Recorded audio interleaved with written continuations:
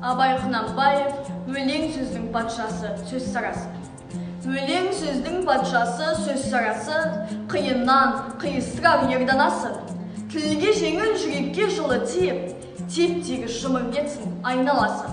Бөтен сөзбен болғанса сөз арасы, ол ақынның білімсіз бешарасы. Айтушы мен тыңдаушы көбі надан, бұл жұрттың сөз танымас бір парасы. Әуелі хаятқа дес сөздің басы, қосарлы бәйт мысал келді арасы. Қисыны мен қызықты болмаса сөз, неге айтсын пайғамбармен он алласы. Мешіттің құтпа оқыған ғұламасы, мүнәжат уәлилердің зарналасы. Бір сөздің бір сөзіне қиыстырар, әркімнің келгенінше үш шамасы. Өлеңге әркімнің ақ бар таласы, сонда да солардың бар таңдамасы. Іші алтын, сырты күміс сөз жақсысын, қазақтың келістер қай баласы. Бұрынғы ескі бейді тұрсан барлап, мақалдап айтады кен сөз қосарлап. Ақындары ақылсыз надан келіп, көк жерді өлең қыпты жоқтан барлап.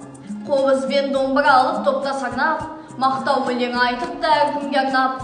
Әр елден өлеңменен қайыр тілеп, кетірген сөз қадірін жұрт шарлап. Мал үшін тілін мезеп жанын жалдап, мал сұрап, біреуді алдап, біреуді арбап. Жат елде қайыршылық қылып жүріп, өз елін бай деп мақтар Құдай қарғап.